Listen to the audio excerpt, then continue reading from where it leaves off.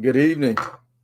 Hello, New Life and V Life and friends and all that good old stuff. Welcome to Couch Time. And this is the first Couch Time of 2021. I'm Pastor D. And so last year, the Lord put it on my heart to do this whole concept of Couch Time. May is Mental Health Awareness Month. And it's something that I talk about mental health often, not necessarily just during the month of May, but just pretty frequently and pretty often.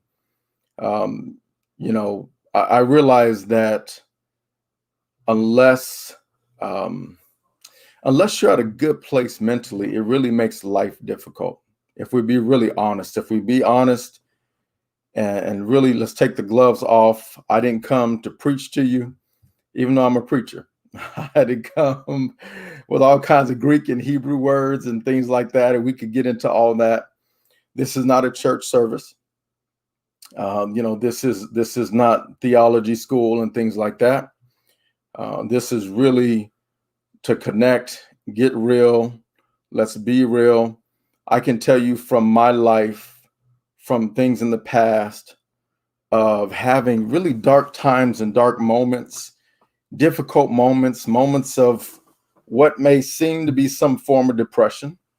Um, I, you know, I a lot of times we in the church and preachers can tell people how they should be and what they should think, and if you're not at a certain place, you're just weak in your faith, and if you're struggling with this, you're struggling with that. Shame on you, all those different types of things. And so this couch time is in no way, shape, or form geared towards that. This is not a judgmental time. This is not that's a negative confession if you say that time. This is not that.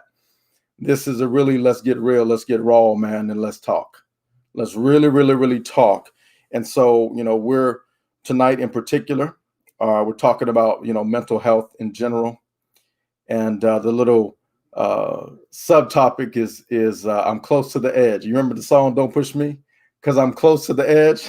I'm trying not to lose my head. It's like a jungle. Sometimes it makes me wonder how I keep from going under. So when you look at these times, you look at these moments that we're in. We're living in a time like we never have. Going back to 2020, thinking about everything that transpired. I'm talking about, you can think about all kinds of situations, but I think for me in 2020, probably the most shocking the beginning of the year for me was like the death of Kobe, man. The death of Kobe and Gigi and all the others on that helicopter ride that morning, and starting the year off that way. It was so devastating, so unreal. And then this whole thing called the coronavirus, COVID-19, man, hits the scenes.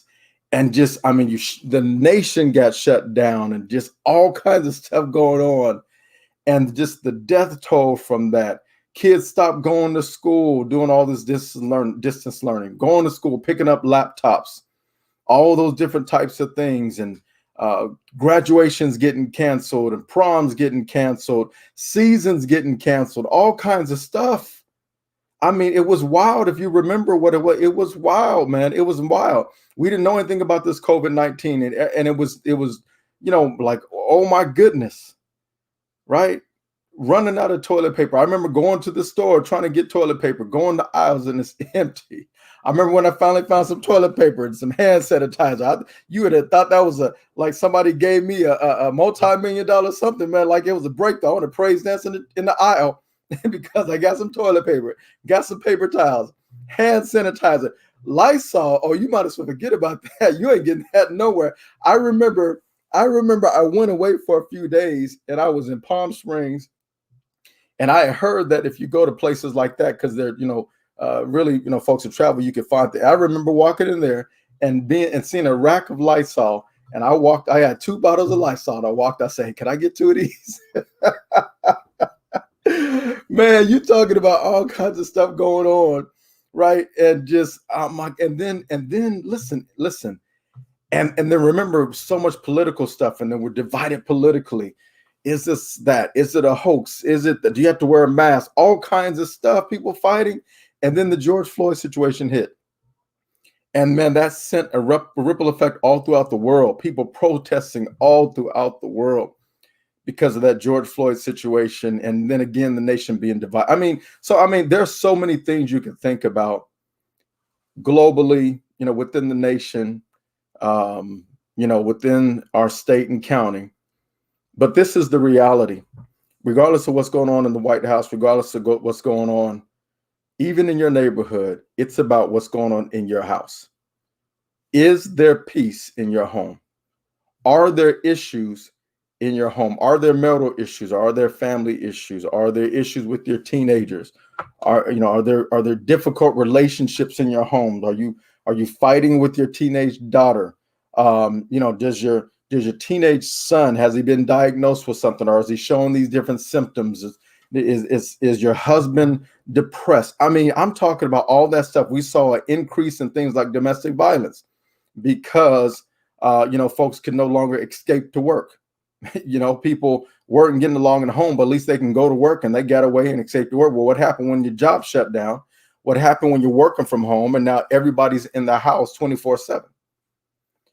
Do you have peace in your home? Do you have peace individually? What if everybody in your home seems to be fine except for you? That's the real kind of stuff, man, we got to deal with and we got to talk about. And because, let me tell you how I know things are not right. Let me tell you how I know things are not all right.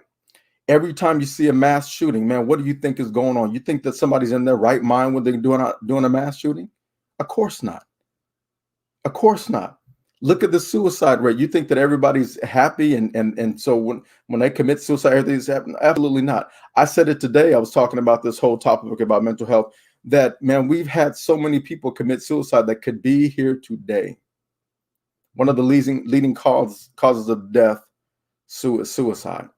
You're talking about not somebody who had some terminal disease or something like that, not somebody who got hit by a car, but I'm talking about somebody saying, I can't take it. Not only am I close to the edge, but now I've fallen off. I'm going to take my life. And think about the people that on the way out, they take somebody else's life. They go in and shoot up a place, take several lives, and then take their own life. That's why we can't say, oh, just get over it, or you're not walking by faith. If you listen, man, we got to help people. We got to help people. So this whole concept of couch time around mental health awareness month, I remember the first time I did it last year, I just got on Instagram and I started talking. I started sharing. I started talking about some of the things that I've dealt with and gone through. I started talking about maybe some of the things that I did to try to help myself get through certain times. Yes, even a minister of the gospel, there's times where I had some serious issues. And if the truth be told, I wish I could say I was always up, that I never have moments of where the devil tries to make me doubt myself, where the devil tries to, I wish I could say that I didn't have moments where the devil tries to make me feel like I'm not enough. I wish I can say that. I wish I can say that. When my father passed away in January, a lot of different things, a lot of different thoughts came in my mind. When I begin to think about his life and I begin to think about his legacy and all that he accomplished, and here I am, I took over his church, and I begin to think about, man, I looked at who he was in the community. I looked at all that stuff and I said, I'm behind. I have not done anywhere near what he did. Listen, I can, I say I use myself as an example. You can't get offended. I'm trying to help somebody. This is not, I don't care about my preacher card. If you want to take away my preacher card and this and that, be judgmental, you do what you want to do. But for those of you that have logged on, and those of you that will watch this, and those of you that have family, friends, and relatives that are going through things, and this is for you. This time is for you. What I'm excited about is it's not just me talking, although I could just talk and this and that, have a lot of different thoughts, but we got to move beyond just the talk and begin to shift in some solutions and in some sort of processes and practices. And so, I wanted to make sure I had somebody with some education that could come in here and set things right. So we have a guest, and I'm so grateful. I know this person, have known this person for years, a very trusted person. When I say she's trusted, she's trusted. At the end of this time, we're going to put up her information, because for those of you that say, hey, I need to, maybe get some, some professional help, I'm telling you, this is the person to go to. This is somebody I trust. For those of you that call me your pastor, call me a person who influences your life, when I say I trust this person, I'm telling you this person is a trustworthy person. She's born again. She's a believer, spirit-filled woman of God, but she's a professional. So let me read her bio. Torria Payton is an associate marriage and family therapist, received her master's degree in psychology with an emphasis on marriage and family therapy and professional clinical counseling from Bremen University. Torria earned her bachelor's degree in psychology from Cal State University San Bernardino. Torria's experience stems from working with both adults and children. She is a former career coordinator specializing in assisting individuals with disabilities, justice involved, homeless, and various populations, and veterans along with their families. I'm excited about having some professional, a person that understands, a person that's in this space, and a person that can truly help us talk about this tonight. So as we talk about mental health, and as we talk about this whole concept of I'm close to the edge, let's bring on the stage right now Mrs. Torria Payton. Hey, Torria, what's going on? Hey, good afternoon, Pastor D, V Life, New Life. Thank you for having me. This is really a topic that is close and dear to my heart. I used to always wonder why, like, what made somebody do that, or what were they thinking? And so that was my reasoning for going into this field. Seeing just people struggle with just everyday life. Everyday Mm-hmm. life. It's so important that mental health is like our the way we process things, how we feel emotionally. It's how we connect to our everyday thing of how we are interacting with others, how we process at work, how we process in school. It identifies the things that wow, it identifies with the things that help us to keep us going psychologically. We have to have a social, we are social creatures, right? And Mm-hmm. so we have to have that mental health that's thriving. We have to end the stigma about you know that's not for me, or there's so many different stigmas out there culturally, Yep. um, especially through the church, through the ministry. I hear people all the time saying, um, God's going to heal me, but God said, He's going to give you whatever it is that you need in order to have that healing process. It's not like we can just go lay hands. We can pray about it and lay hands on people, but there's a doctor over there that can guide you, that can give you Mm-hmm. medication to whatever it is that we need. And so it's just important for everyone to remove the stigma that mental health is not real. It is just important as if you were going to see your physical doctor for Mm-hmm. migraines, or if Yeah. you were going to the doctor because you broke your foot, or Yeah. it is very important to have that mental health check-in. It's almost I this is very important. So each year we get a tune up on our car, we get a tune up Mm. Yeah. on Come on. on yeah, we get a tune up on different things we do each year. But we need to tune up our bodies as well. It's Mm-hmm. important. I can't relate back to having the importance of how our mind, body, and spirit are connected. Mm. And so we have to connect, our health, our wellness, as far as health and diet, it all plays a part in it. All plays a part in Wow. it.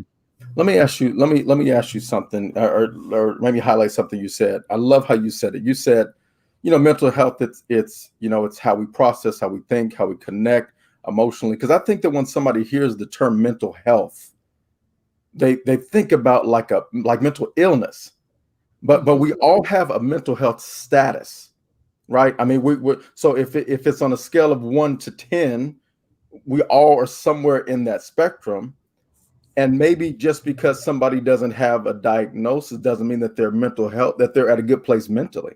Like they're at a, so maybe they don't have, they haven't been diagnosed, bipolar, or maybe they haven't been diagnosed schizophrenia, but they can be maybe so stressful, or maybe such low self-esteem, they hate themselves, and are so bitter and so angry, that they are acting out, lashing out, treating people bad, all that kind of stuff. So I love how you said it. It's not like we think about mental health, and I think maybe that's why some people also stay away from it, the topic, because they're like, and then I hate to use this term, but like, I'm not crazy, right? People will throw those terms out there all along.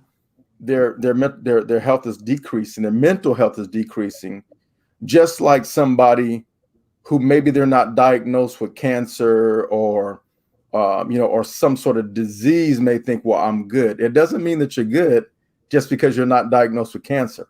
Just like you said, we get tune-ups on our vehicle, not because something's wrong with it, not because we hear noise. As a matter of fact, when it comes to certain things in our vehicle, if we wait until we hear noises, or if we wait until we get issues, and we're here, maybe it is too late now, where if we were to just change our oil, check the tire pressure, you know what I'm saying, like those basic things, maybe our car wouldn't be in the condition that it's in. So you just talked about spirit, soul, body, tying all that stuff together.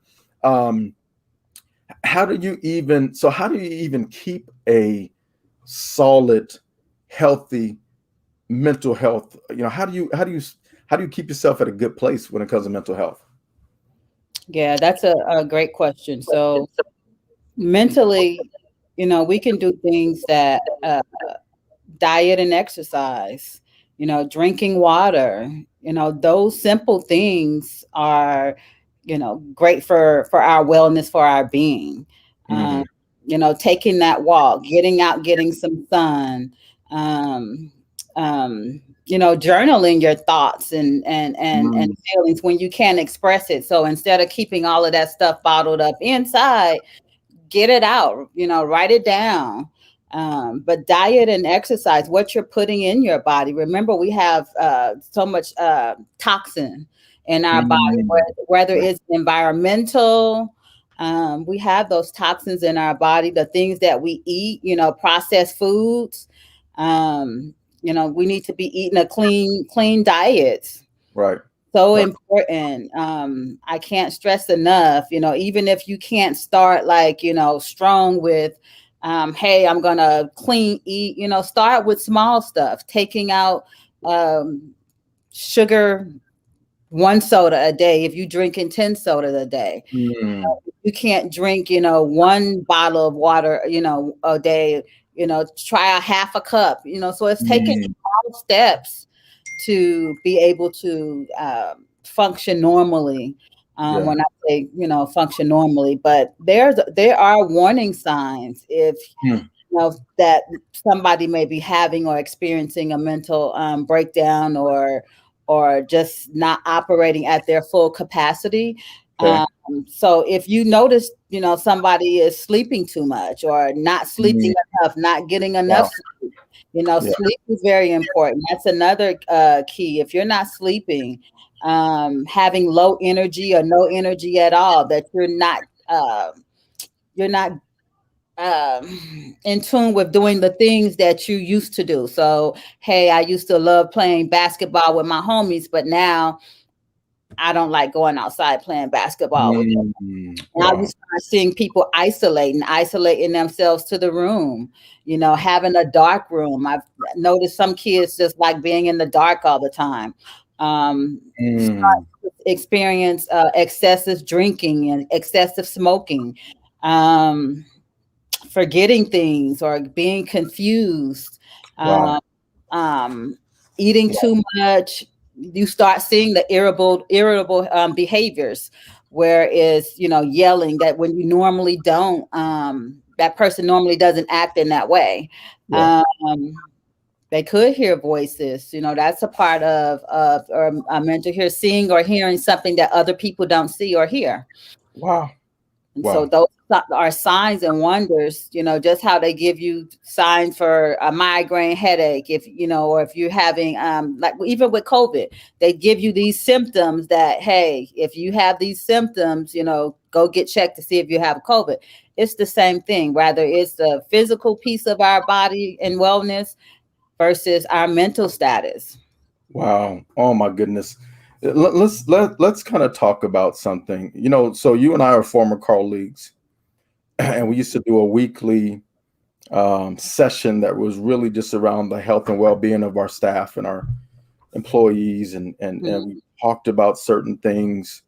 Um, the whole concept of somebody committing suicide, and then later on this month, I'm actually going to be dealing with that. How much of that is how much of that are signs that we can see before they get to that extreme, that I mean, how much of that can we see when it comes to that? What kind of things do you listen for? um, I see that you're saying some of the behaviors that are changing. I guess it hurts my heart, and I always, you remember, every time we would meet, I would say, before somebody committed suicide, who was the last person they talked to? What was the last path that they crossed? Was it somebody that could have tipped the scales? And what I'm saying. So when it comes to that, because we got a lot of people that are believers that log on, that watch these the New Life show and this and that, but doesn't mean that just as a believer they're not having certain symptoms in their house or their home or with a young person, what the case may be. What are, are there signs that we can see when it comes to suicide that maybe we can watch for and be able to just help people when it comes to that? Yeah, most definitely. If somebody starts talking about giving away stuff, or, not, I'm not gonna be here, that they don't want to live, or they'll say it. I've been working with clients, and they'll tell you, and it may not be like, I'm gonna kill myself tonight, but just you have to listen to the words that they say. But definitely one sign is giving away stuff, giving away stuff that they really truly care about. And Wow. then, and if they're going to do it, they're going to do it within a very short span of time. I want to say it's about like, 5 to 8 minutes if they're going to do it. Do they talk about like having a plan? You know, it's really important to talk to individuals, and don't be afraid to ask them, if they are planning to commit suicide. Just Mm, because you ask them the question, a lot of people think because I asked them the question that they're going to actually go do it.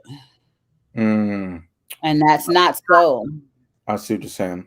Yeah. Hmm. So some people may want to. So you're saying that maybe sometimes people avoid asking. Asking the I feel question. like, I feel like Exactly. that's going to be the thing, or maybe I put it in their mind. Maybe they weren't even thinking Right. about it. Exactly. Yeah. Yeah. Exactly. And Wow.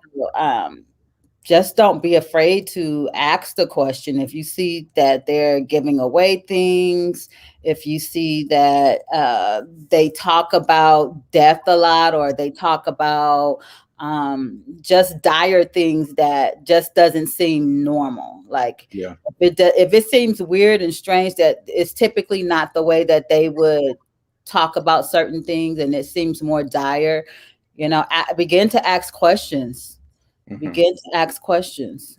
Yeah. Let me ask this right here. Amongst people of color, or maybe among I'll use another definer, maybe amongst men, there definitely seems to be the stigma around um, mental health, asking for help, getting help, um, struggling with this and that, not wanting to go sit down with a therapist, all those different types of things. Talk about some of these, because as I was looking at statistics and this and that, I was looking at just the rise in mental health issues amongst people of color. But it's not uncommon for maybe our Caucasian brothers and sisters to have a therapist. I mean, it's like part of their actual day and routine, and life, and then people of color, or let me go talk to Big Mama. Let me go, that kind of stuff. Or let me go take this home remedy, or whatever the case may be. Talk to me about when it comes to mental health and people of color, or maybe men in general, whatever. Anybody that has a stigma, talk to me about that. Yeah, it can be culturally, a lot of individuals of color do think that we don't talk about our problems. We keep our problems to ourselves. We keep our problems within the family unit. They don't like to talk about it. Men in general, they feel like it's soft. I met with someone and basically, grew up learning that emotions are that's a girl thing. So I can't express my emotions. I can't express my feelings. That seems as if you are you're soft. You can and you have to have that hard mentality that makes me a man kind of thing. And so again, remove the stigma. Men too have emotions and feelings, Right. and they need to be able to express them in a positive manner. Right. And helping them to process things will help them to get the things out. It's when we get the things that bother us, or the things that are difficult for us to express out. It gives you that release, that Mhm. release to say, hey, I'm okay, I feel much better. We have to talk about it, you Mhm. know if even between husband and wife, or parent and child. um, Mhm. Mhm. you have to begin to just to have those discussions, that if I'm not feeling right, you will go to someone and say, my head is hurting, correct? Or Yeah. you have to talk about the mental piece of it as well. Yeah. I see that comment that Minister Michelle has put up about, yes, men need to be able to express when you're sad, when you're hurt, when you're tired, when you're overwhelmed. I got to be honest with you. Let me be totally honest. As a man, as a, head of household, um, the role that I play within our organization, needing to be a leader, needing, as a pastor of people, and, um, a leader in the church. I got to be honest with you. When, as much as I talk about people expressing themselves and this and that, and guarding their mental health, I got to be honest with you. When my father passed away, I said this, I mourned for about 30 seconds.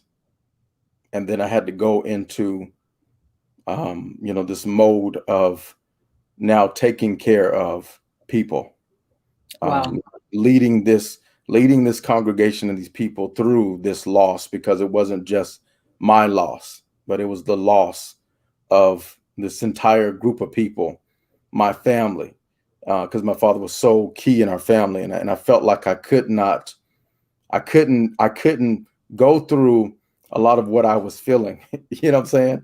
And I know there's been different times in my life where I felt like I couldn't share, I couldn't this and that. How do you, if you feel like you can't say something, or you can't talk, is there a starting place? What would you say would be some good first steps to coming out of that? Because the honest you, I mean, living that life is not healthy.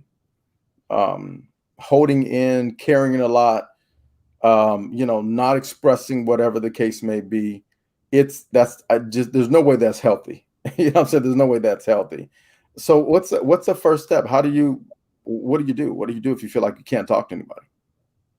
My thing is to have people write down things, because you're most likely to be able to express yourself on paper versus going to someone else and express it. I would encourage, most definitely, to talk to someone. But if people have difficulty, expressing themselves, write it out. At least start there.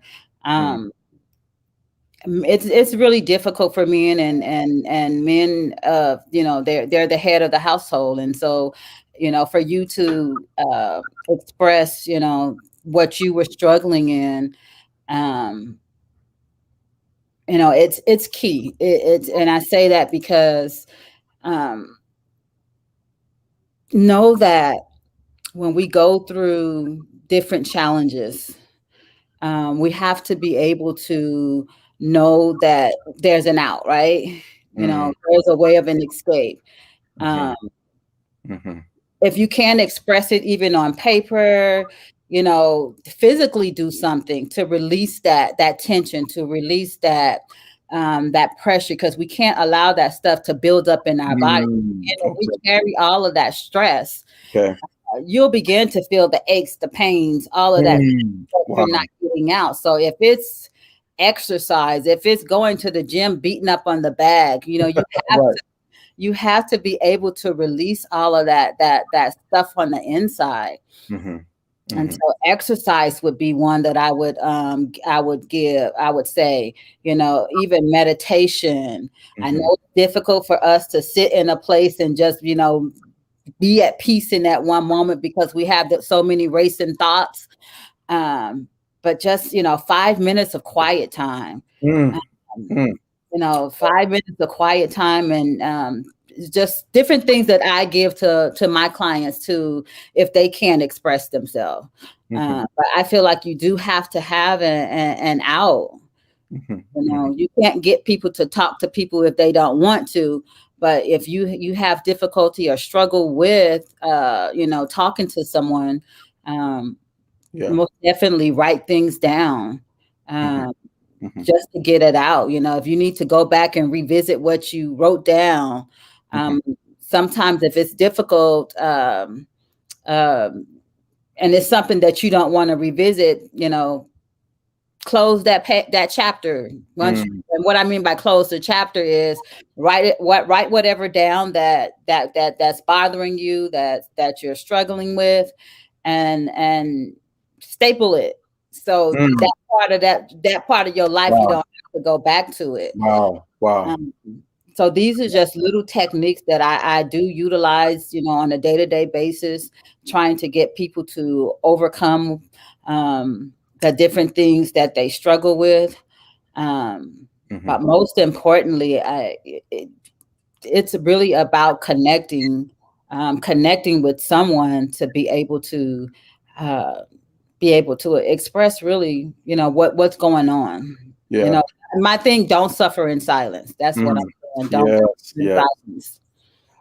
Let me ask the flip side of that, to where if you're living with somebody, um, that you can tell something's going on, there's an issue, whatever the case may be, and they're not coming out, they're not saying, they're not, whatever the case may be. What kind of advice do you have for, um, you know, how do you reach out to somebody that should be reaching out? You can tell, you know, they're going through something. You can see it in their eyes, whatever the case may be. What kind of advice would you have? You're living with, like, it could be somebody's husband, somebody's wife, somebody's kid. They're going through something, and they know that that person probably needs to get some help, and they're not. And I can tell. What do you know? How do you deal with that as the one in the house trying to help that person through that, even though they may act like they don't want the help, or they're just, maybe they even get frustrated when you say something. What would you suggest that a person does? Yeah, I experienced that as well myself. But yeah, I mean, it's having that conversation with them, you know, hey, I love you. I see that you're struggling. I want to get you the help that you need. Hey, let's talk about it.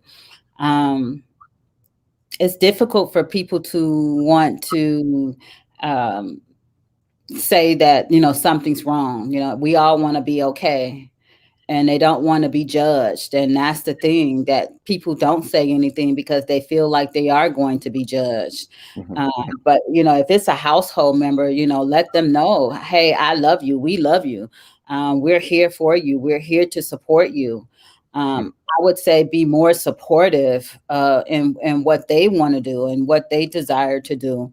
mhm, Um, but let them know that you're there for them. mhm, Um, mhm, it's very important to have that family support if you know that someone is struggling with something. mhm. So 2020 brought this coronavirus. Um, and immediately kids are not in school with their peers anymore. So maybe at least they could go to school and they can identify with another teenager. That's cut off. Sports, right? That's an outlet cut off. Somebody's looking to prom. They've been waiting for prom ever since they're freshmen. Now here comes prom. Cut off. Struggle, want to graduate. All that stuff cut off. Um, you know, the marriage. We talked about this yesterday. Marriage is already a sensitive topic and is already fragile. And then here comes this pandemic. And now, we're trying to juggle this, and kids trying to learn this social distance, this distance learning, and teachers we got several teachers in our ministry, teachers trying to connect with and teach a kid and move a kid forward. How did the pandemic affect mental health? Oh wow, it affected mental health in a way that I think that each and every American can be diagnosed with PTSD. Mm, Um, um, we were all, in this space where um, we had to do things differently. We never went to the grocery store. You talked about the toilet paper. We never went to the grocery store and there wasn't toilet paper. mm, We never had to now teach from home. I mean, some people have, school where they homeschool, but the normal American doesn't, or, people across the world doesn't do homeschooling. So now you had to do all of that. So we all had to make some adjustments. Um, it was difficult, and I can speak for me and everybody else because some people are still struggling with that. mhm, It was really about trying to make more creative ways of being able to cope in those different spaces. Um, mhm. Taking the time to find different ways to bond, and I know, like I say that it was a time for us to be able to bond. Yeah. Um, but the frustrations that came with it, you Mhm, know, mhm, it was mhm, still about finding more positive ways to engage one another. You mm, know, mm, feel mm, like that, we had to come up with more creative ways of getting kids out of the house. So now, in between their breaks, finding different ways to, keep that bonding time between parent and child, where mm, no everybody feel frustrated doing things together, mm, where we get out of the house and, go exercise together, walk the block real quick. Just those common things that we take for every day for granted. mhm, Um, Doing those things to be able to help us to identify with the things that can just help us to have that release, to help us to focus, to perform whatever the things that we need to perform in a more healthy or positive way. mhm, Um, mhm, mhm, but it's just about connecting with one another, connecting with each other, and knowing that this hopefully is in a state where we're going to see a decrease of where we now can be able to move back into what we think we call normalcy. mhm, mhm, mhm. Yeah. I think I saw one thing that Amber said is she said there will be studies for years to come on how this affected all of our mental health. Yes. Um, I know that the space that you and I were in previously as colleagues in the whole workforce and career development place. I think that we're really going to see, for this group of kids that are in school now, high school now, that are that are graduating and things like that. I think we're going to see the ripple effects over the next several years. This group that had to stop going to school, and I know that in my boys, my twins in their school district, what they did last year, and they did it just right now again, Hmm. where they made it to where your grade could not go down. So they whatever grade you had, you can only go up from there. So what happened is there were kids that were like, forget it, I ain't doing nothing then. If my grade can't go down, then cool, I'm good. I get, and literally that's what it was. So kids stop learning, and those are the same individuals that are going to be in the workforce, that are going to be, you know, on these jobs, that are going to be, trying to be in relationships and stuff like that. I mean, I think that I love what you said. You know, you talk about PTSD. I think that when we think about PTSD, we only think about soldiers, Right. and it is. I mean, hey, listen, you and I both honor vets. I mean, you had family that are vets and things like that, and we know that they go over and in war, and it's like, wow. But post traumatic stress disorder is not just a war thing. It's not just a military thing, I should say. It's Right. something that folks may be dealing with. You know, we're going in our next session, and we're going to be talking about overcoming childhood trauma, and because of this, um, so over these next, I would say between now and the end of the year, what would you say for this group? And let me pause right here to say something really quick. Those of you that have logged on, that you're watching, if you have a question, go ahead and put it in the comment section, because we want to be able to entertain and address your questions. If you have a question, put it in the comment section, and we'll put it up on the screen. If you have questions for Torria in regards to some of the stuff, I'm asking this. So between now and the end of the year, because I'm thinking we're almost halfway through the year. Like, oh, I can't believe that we're almost halfway through the year that fast. I mean, time is going so fast. What would you say for people to do, to focus on, to make sure by the end of this December 31st, when they're going into a new year, if they're not at a good place mentally right now, they're not at a good place emotionally right now, what kind of things would you say do? I mean, if we were to say to somebody that, we knew if somebody wanted to lose 30 pounds, we could tell them, what to do between now and the end of the year, right? What kind of things you should eat, this, that, blah, blah, all that kind of stuff. Okay, so think in the terms of mental health and getting to a good place. Maybe somebody's not at a good place. What kind of things would you say, hey, over the next several months, focus on this, do this, increase this, decrease this? What would you say? So by the time December 31st comes, we'll be at a good place. And this is, of course, we're believers. We know that we're trusting God. So this is not independent of God or whatever, but we know in the natural, we have parts that we have to do as well. So what would you say? What would you kind of suggest for people to kind of focus on over these next few months? Yeah, I would say focus on adequate sleep. Yeah, Mm, adequate ouch, sleep. ouch. Okay. Yeah, I would say adequate sleep and um, monitoring your diet. I can't stress diet enough. It plays a most important part in our health. What are you putting in your body? Mm, The toxins, hmm stay hydrated. We're coming up on summer, and mm, so it's hot. We have to stay hydrated. You know, the you want to get the fogness out of the brain. mm, So, water. I would even say do a detox.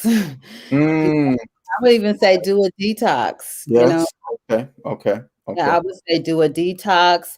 For the adults, of course, but even with the kids, making sure they're eating, their vegetables for fiber, those things that help the body to run more better. Mhm. Go get a physical from your doctor. Mm, Check mhm, in with your doctor. mm.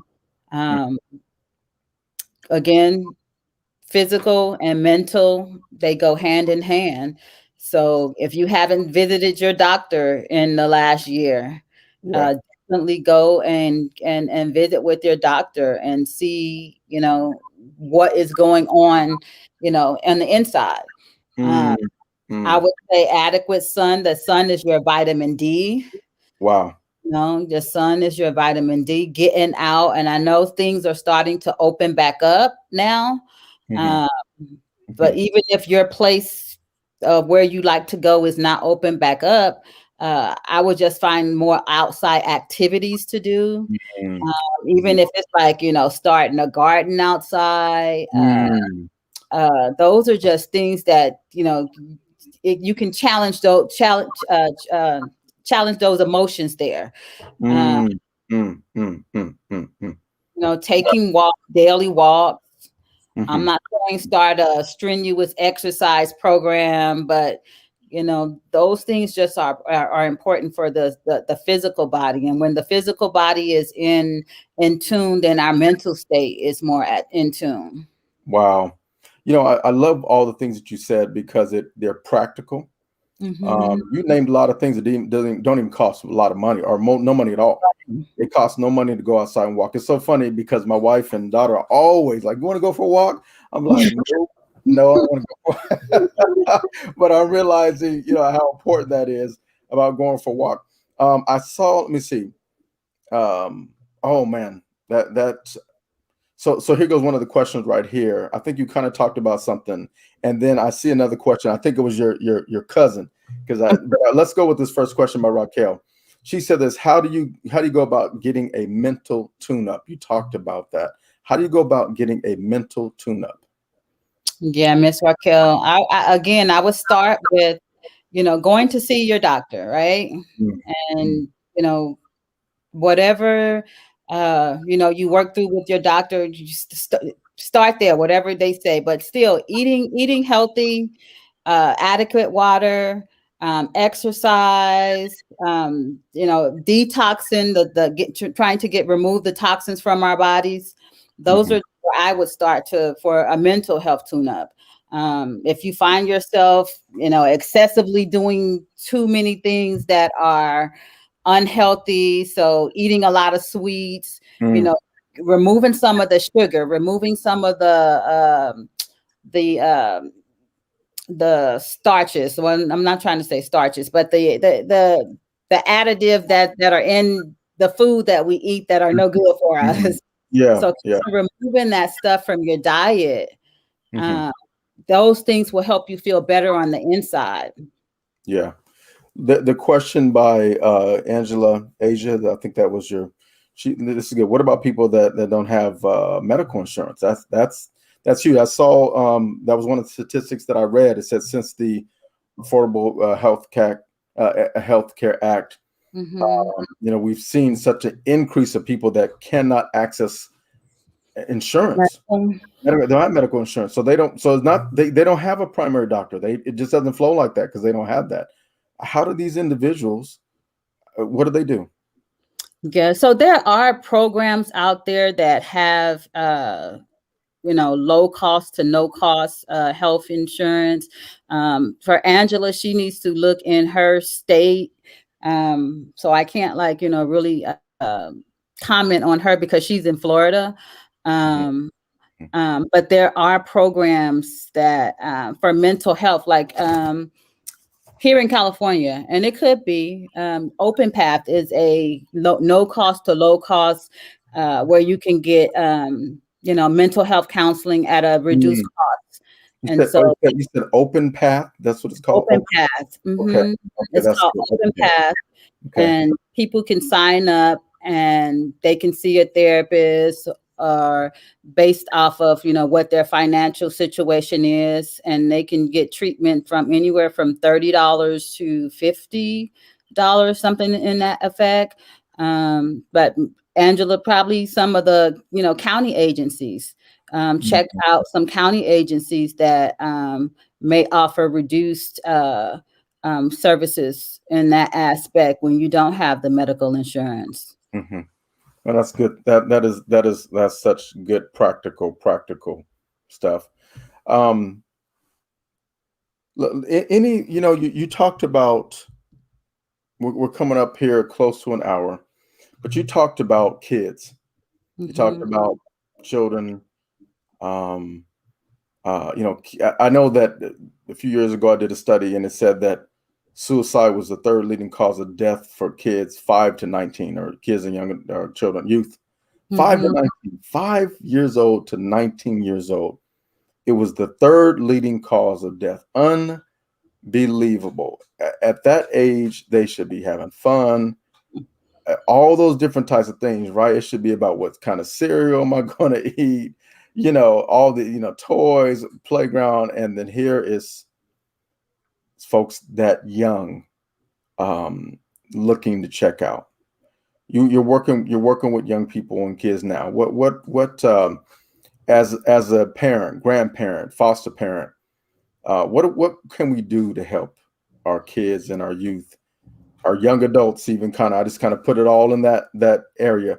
What can we do to help them?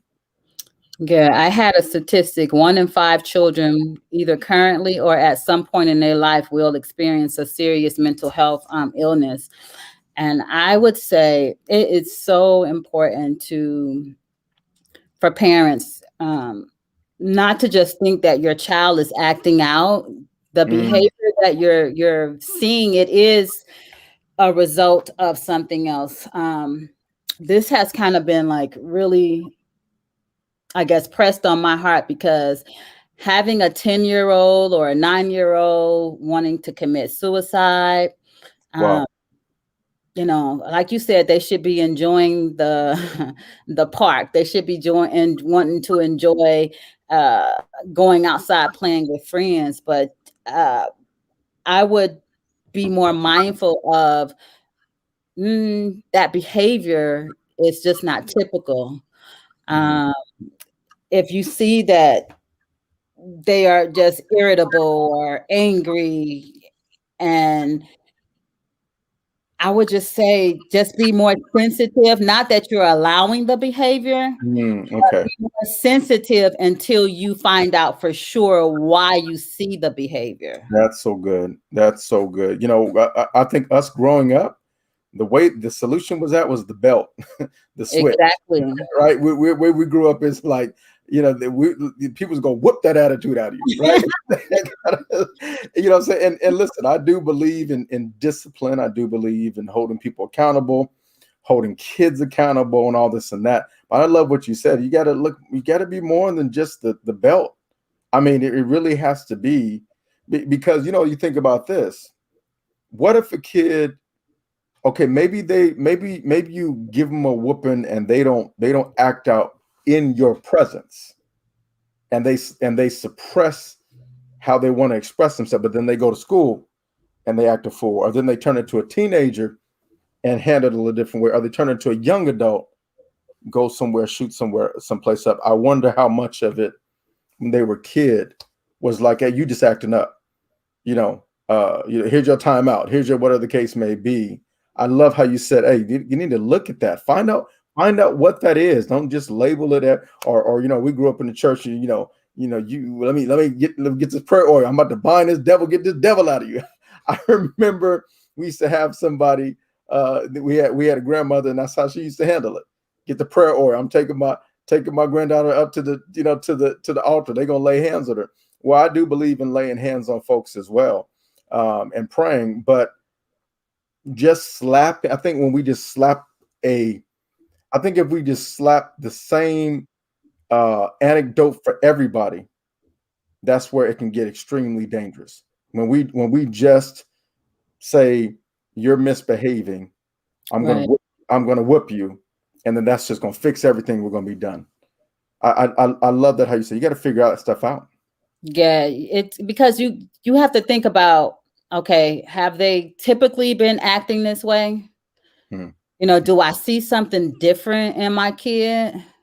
mhm, mhm, Um, the emotions, the the tantrums, if they're experiencing at home, you want them to be able to go out in the community, into their schools and function. And mhm, so if they're having those same tantrums at school, at home, check in with their school. Hey, are they having these same behaviors? This is what I'm starting mm, to see. It's about connecting the dots, mm, about going and seeing, hey, I'm starting to see this in the home. mhm. Is he experiencing these same things at the school? And Yeah, if they are, then okay, let's start talking about what we can do. right, right. So Wow. it's about connecting the dots. It's Yeah. not always about trying to, okay, yeah, you want to correct the behaviors, but if it's an emotional imbalance going on, we got to figure out what we need to do. Wow, listen, that is so great. It's not, I think sometimes the correcting the behavior is just because I don't want you to embarrass me while I'm in public. But so That so just too. right? So just because you correct the behavior doesn't mean that you really fixed The just problem. the problem. Yeah. Because Minister you got to Michelle get to the root of the problem, the mm, symptoms. You got to get to the root of the symptoms of why they're acting out. wow. And that's what exhibited in the behavior. Yeah. Wow. Look at this question by Minister Michelle. How do you help someone who's been to the doctor but didn't want to receive the help that the doctor was offering? Yeah, But you got the hard-headed folks that feel like they don't need the help. mm, mm, mm, mm. Wow. And what do you? I mean, that's a loved one. Mhm. Mhm. What do you do? What do you how do you deal with that if you get a loved one that won't take the medication, won't go to the sessions, won't the doctor don't know what you're talking about. That therapist, she don't know what she's talking about. What how do you help your loved one when they won't, deal with the solution that's been given? What do you do? That's a very good question. And so I'm sitting here like, okay, you can't force them, but at the same time, it's communicating with them and trying to get them to say, hey, you know, I feel, use your I statements because you don't want to be blaming them, but use I statements that, I feel like, you're suffering, you're going through whatever this is. The doctor said X, Y, and Z. You are important to me. I want you to be here. I want you to be around. I feel like we need help. Um, Please, let's take your medication or whatever it is. Mhm. It's having that conversation with them. Yeah. Can you get somebody to change their stubborn ways and I don't know, sneak the medication in their in their food. uh, Yeah, in their soup, put that yeah, medication. Raquel had a that really is good. a very good question. Like, Yeah, um, yeah. helping them to get the help that they need. It's just letting them know that you're there to support Hmm. and we can work through this challenge together. Yeah, You yeah, know, yeah. my What? dad used to be in that sense, like, when he originally found out like he had diabetes, it was like, he would still want to eat the things that he wanted to eat. And Mm, it's like, no, you need to do this. And so mm, it's just about letting them know that you matter. You yeah, matter. yeah. I know with my father, and I there's just certain things that I won't share right now, just because I would need to really have a conversation with my siblings to see if they feel comfortable sharing this. Mhm. I think there's certain things that we all could learn, that my father went through that may have been able to be avoided. Um, the doctor would say certain things, and he's a man of faith and word of faith, and no, not me in Jesus' name, that. And it wasn't like the doctor was trying to speak something negative over the doctor was like looking at the test, like this is what the test said, what I'm saying, and just kind of like that being in denial, and I wonder, I just wonder, would he still be here, Wow. if had he years ago, Mm. right? This and that. How many people in our lives, right, that are not here with us right now? How many people would still be here, if they, didn't go into the whole denial, or not take the help that was given to them? I wonder. There's a question here. Well, I think you kind of, Brianna said this, and I think Brianna, she kind of talked about that. She said, "Is there a way that you approach someone who is silently struggling but won't talk?" I think that we kind of talked about that earlier. Is there a way? I like how you talk about the I statements. You talk about those I statements often. Explain those I statements? Can you explain that a little bit more, so that way, for those of you that are, listen, I guarantee you that everybody on here knows someone that they probably need to go talk to. They've seen it. They've seen the look. They've heard some things. They heard about a cousin that's going through whatever. So understand that if you're on this right now, listen, Tori has given us tools that we can use. It may not be for you right now. Maybe you're good. That's good. Praise God for that. But Yes. you may have somebody in the next few days. You may come across somebody. You talk about those I statements a lot. And it seems like it's a tool that can maybe keep a conversation from getting defensive and all worked up. Can you talk about the I statements? Yeah, the I statements are utilized to not allow individuals to put blame on the other person. It's about expressing how you are feeling regarding something that they may do. Mm, So it's like, I feel disappointed when um, you I'll use like it in a way, like we were at work. If we were at work, I feel disappointed or embarrassed when you put me on Front Street in front of the team. So I'm hmm not putting blame, I'm not pointing the finger at you, but I'm just saying this is how it makes me feel when something occurs. So you kind of try to take away the blame piece of it hmm and hmm said, this is how emotionally, this is how it makes me feel. Yeah, yeah.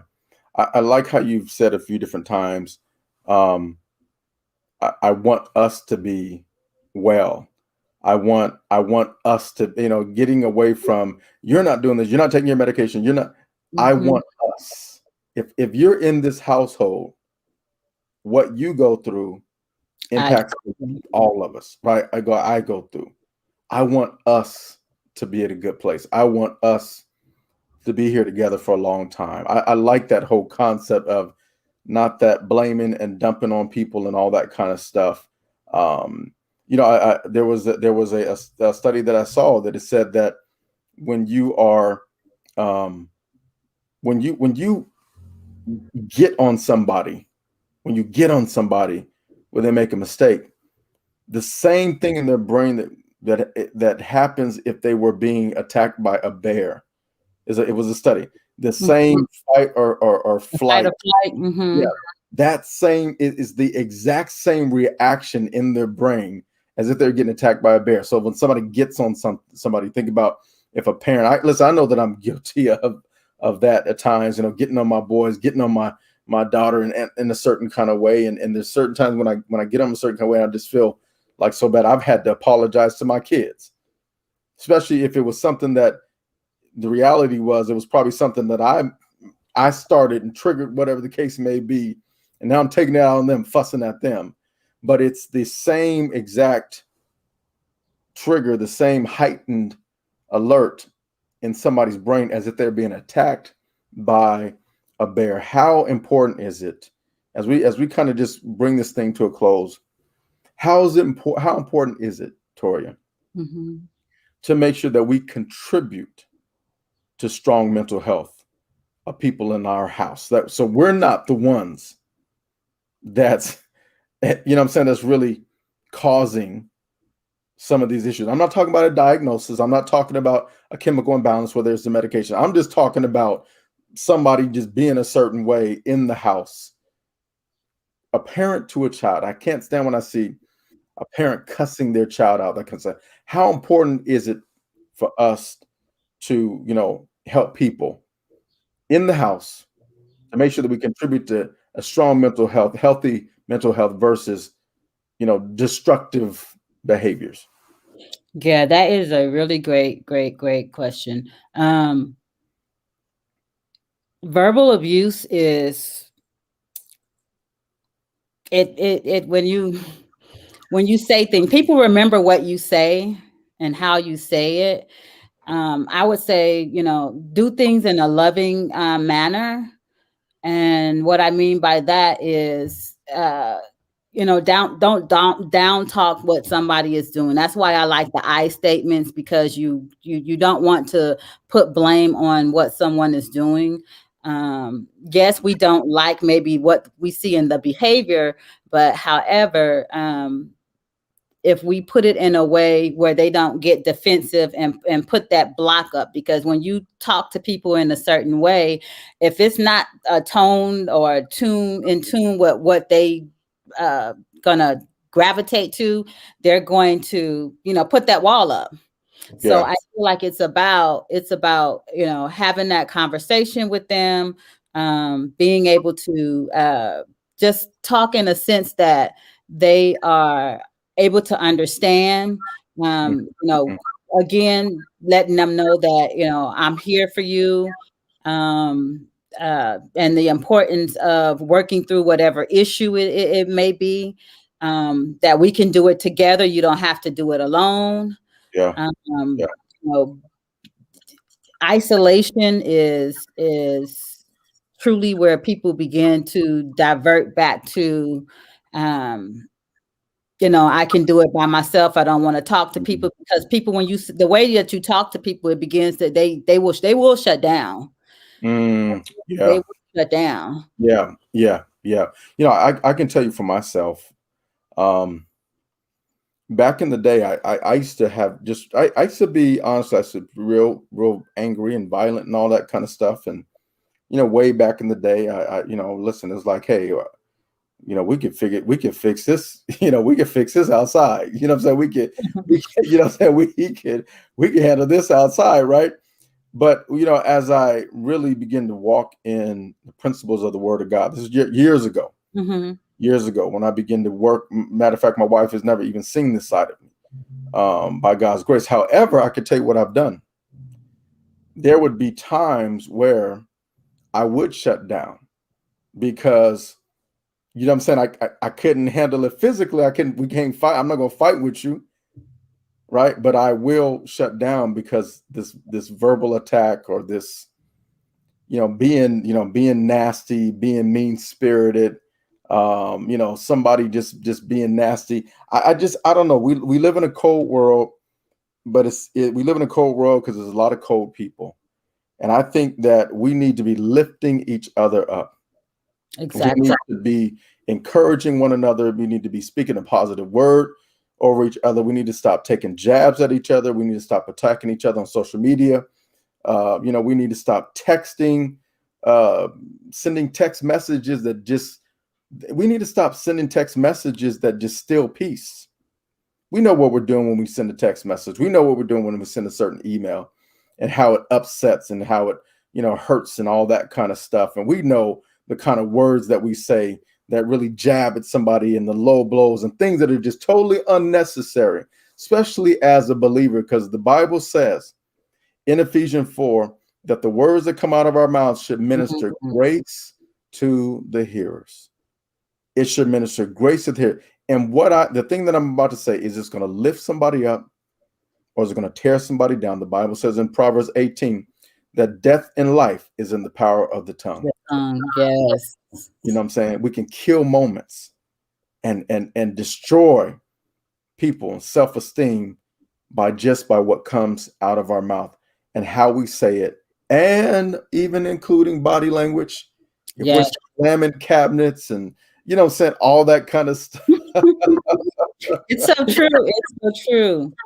you know. Verbal abuse and emotional abuse, and how you come across, and how you say things. Those words last a long time, more than even physical abuse. Yeah, yeah, yeah. Well, listen, Toria, this has helped so many people in so many different ways, and other people will even rewatch this. Um, Mental health is dear to my heart. The topic is dear to my heart. It's part of our strategic plan as a ministry. It's part of our vision. We have this vision of this holy revolution. That's what we call it.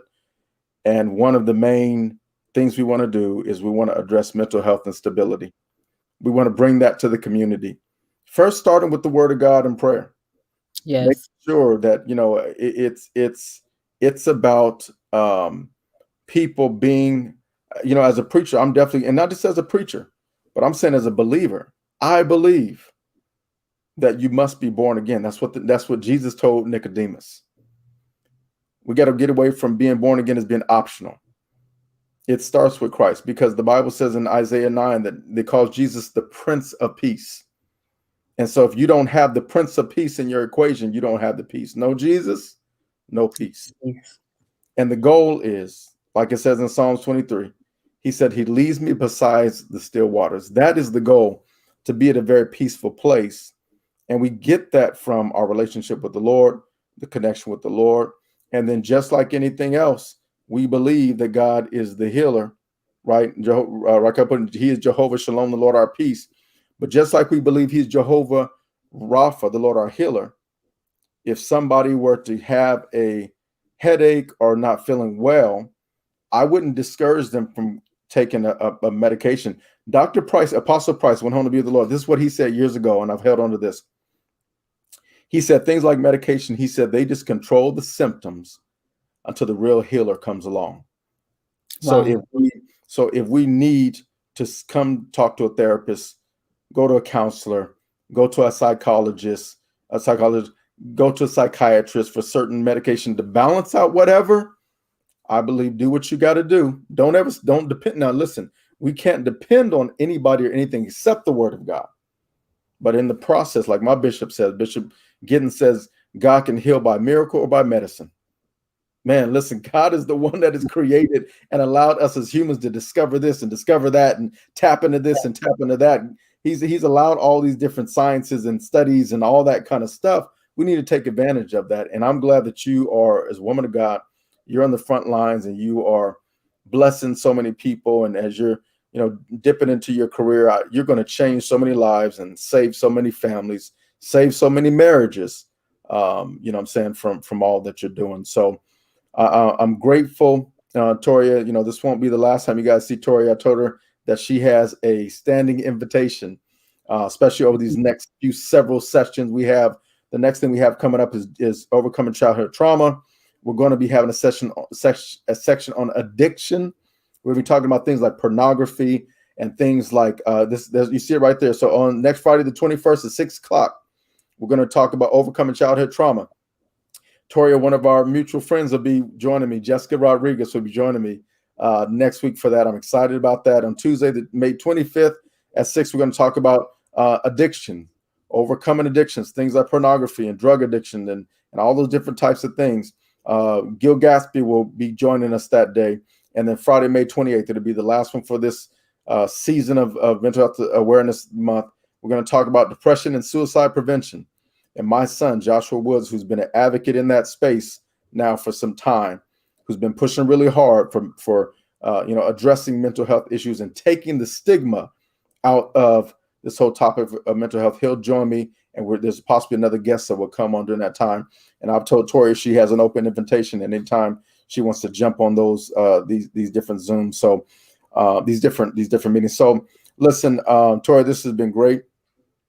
I appreciate you. One thing that I want to do before we let Torria go,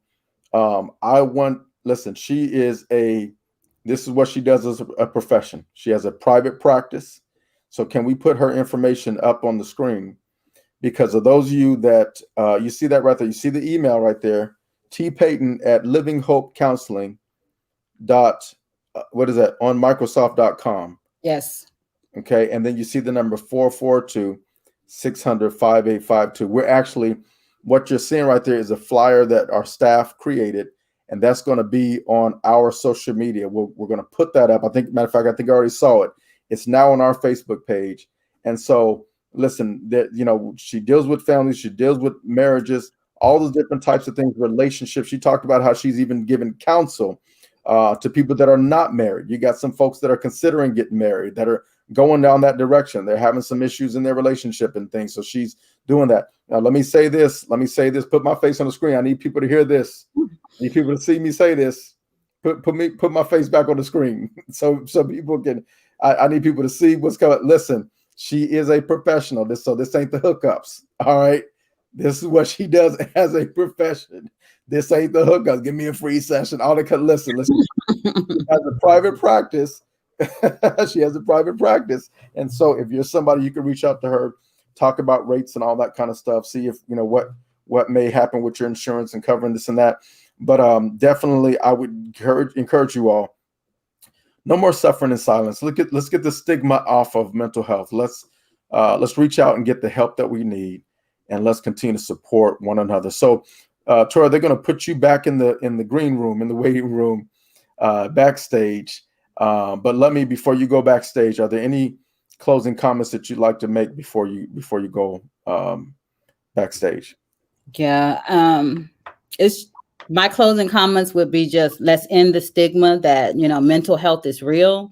It does it helps you process. When you have good mental health, it helps you, work better in schools. Your physiological being is so important. It's so important. And so just don't take it for granted. If you feel something is wrong, talk to somebody. It doesn't necessarily have to be me. Um, um, you know, Talk to a friend, talk to a relative, talk to someone. If you have to seek some professional help, then, so be it. But just don't, suffer in silence. It's just about getting the help that you need.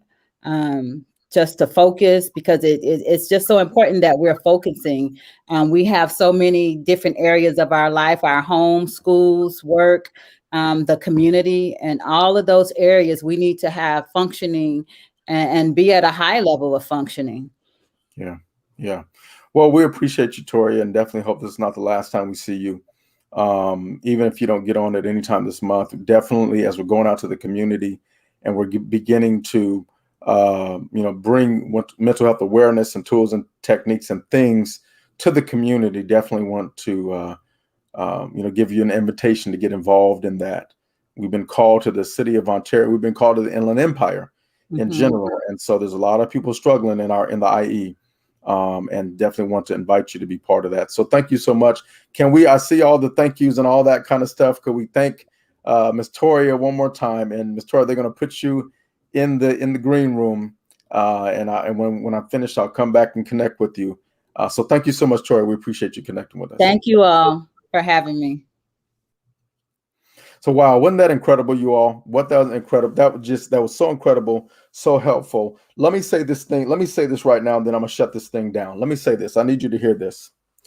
As pastors, as preachers, and let me at least speak for myself, because I may get some preachers on. There are preachers that will watch, or preachers that will hear and feel differently, and that's fine. That's fine. I mean, praise God. But let me say this: what I see often, just like the preacher, we're not a doctor. You hear that? We're not a doctor. We don't diagnose you if you have a pain or ache. We're not a doctor. We do what we do, and that's we get in the word, we pray, we believe God, we trust God, we pray for you, we give you biblical counsel. But we're not a physical doctor. So guess what? Listen, you got to hear this. We're not therapists as well. And what has happened is there's been so much pressure. Our pastors and preachers have taken the pressure on themselves to try to diagnose and try to do this and try to do that.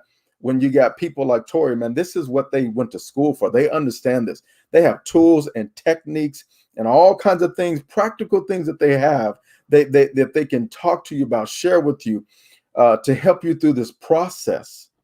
You got to understand that every issue you go through does not require you to go run to your cousin. Your cousin is struggling just like you struggling. They ain't gonna be able to give you no real advice. You got to get connected to the professionals. This is what they do. So yes, I'm gonna pray for you. I'm gonna give you the word, and I do believe that if you are connected to New Life and you're on our services, man, I believe that God gives me a word for you in a lot of areas and a lot of situations. And if we talk one-on-one, I can give you some biblical counsel, which weighs the most, of course. At the same time, if you came to me, you said, "Hey, my big toe's hurting." First of all, I may not touch your old crusty toe. I may not lay hands on your old crusty toe. But at some point, I'm gonna tell you, hey, go to the doctor. At least find out what's going on, so I know what to pray about. Right? So it's the same thing. If you're dealing with issues, man, you're dealing with struggling with issues and mental health and this and that. Number one, pray, get in the word, find the scriptures, find the promise from the Lord.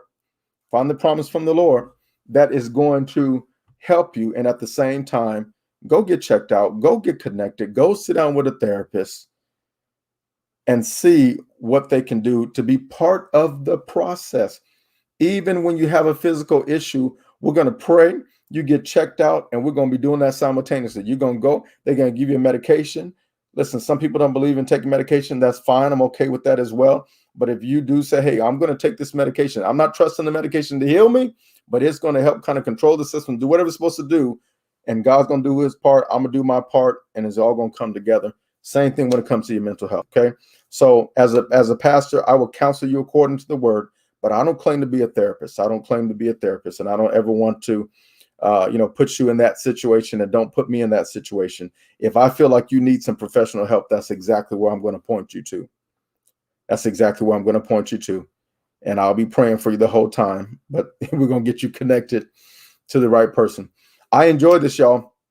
Had a great time, had a great session. This is one of, I think, 4 or 5 that we're doing.